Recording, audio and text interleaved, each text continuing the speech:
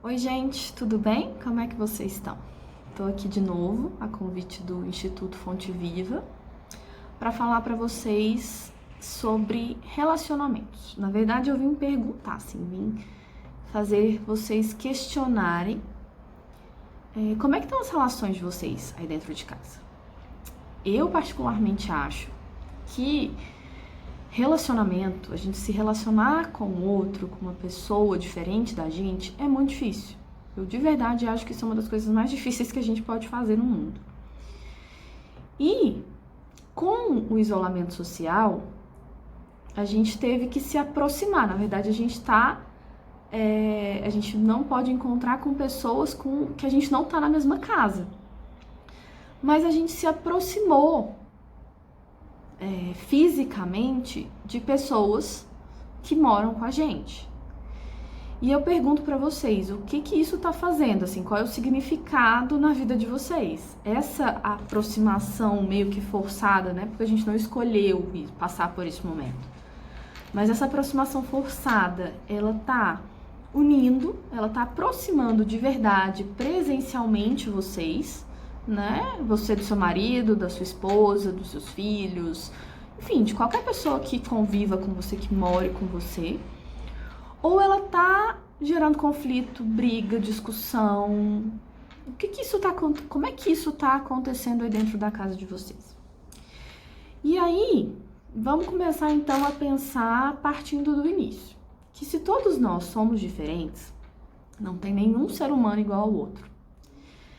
E aí, essa diferença, ela vai proporcionar exatamente isso, conflitos. Ela vai proporcionar discussões. E a gente precisa desmistificar alguns conceitos que a gente aprende.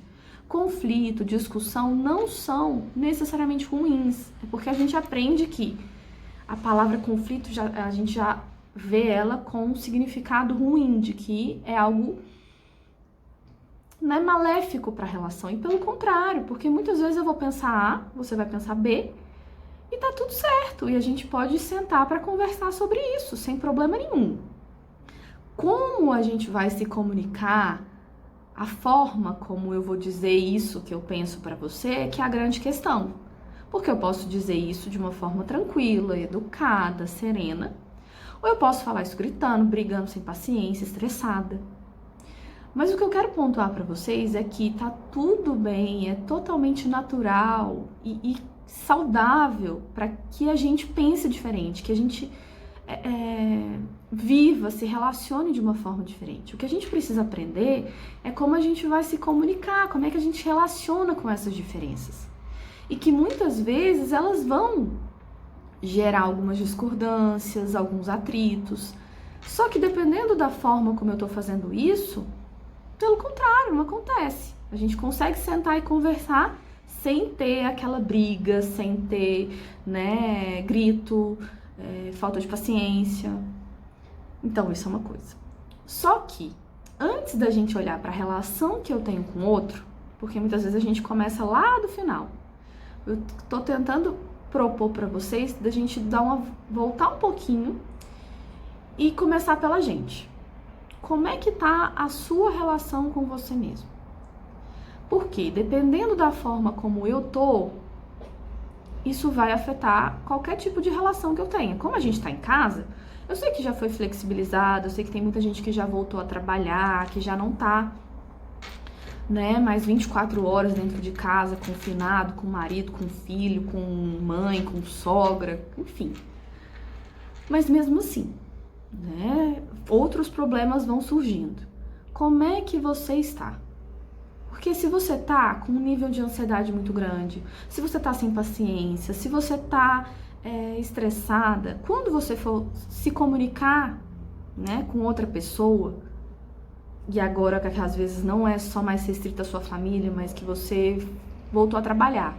Então, como é que tá essa relação também dentro do trabalho? Se você não tá bem, isso vai chegar até a outra pessoa. Então, se eu consigo parar, olhar e falar, nossa, hoje eu não tô sem paciência, hoje eu não tô conseguindo conversar direito, tá bagunçado.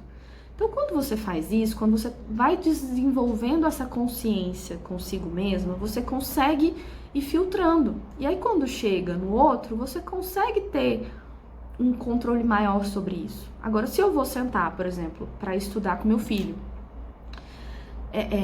e eu percebo que eu não tô bem, então qual é o limite que você consegue estabelecer? E é muito importante, gente, a gente também ter um pouquinho de compreensão com a gente nesse momento, né? Nós estamos sendo afetados por N coisas, então o nosso nível de ansiedade ele vai estar um pouquinho maior, a gente vai estar, né, alguns dias sem paciência, né? Enfim, com N emoções, com N sentimentos que são próprios do contexto, do momento que a gente está vivendo. Mas se você vai conversando com você, se você vai tentando se escutar, a ideia é essa, assim, o que eu posso me proporcionar? Sabe quando a gente tá com fome? A gente identifica que a gente tá com fome, o que a gente faz? A gente vai lá e come. Excluir a minha necessidade de fome. Se eu tô com sede, eu identifico que eu tô com sede, eu vou lá e bebo água, não tô mais com sede. Se eu for identificando as minhas emoções, o que tá acontecendo comigo? Se eu tô sem paciência, tá? Como é que eu me acalmo? Se eu tô estressado, o que eu preciso fazer comigo? Para que essas emoções, para que essas sensações, elas não cresçam e não fiquem desproporcionais. Então, é um passinho de cada vez. Tenta olhar aí dentro da sua casa, se você já voltou a trabalhar ou se você está trabalhando ainda dentro de casa, o que você pode fazer para se escutar melhor, para você se perceber melhor e, consequentemente, isso, né, pode afetar de uma forma saudável, positiva em todas as suas relações. Enfim, esse era o recado que eu tinha para vocês, espero que eu possa ter ajudado. Tenham todos uma boa semana. Abraços!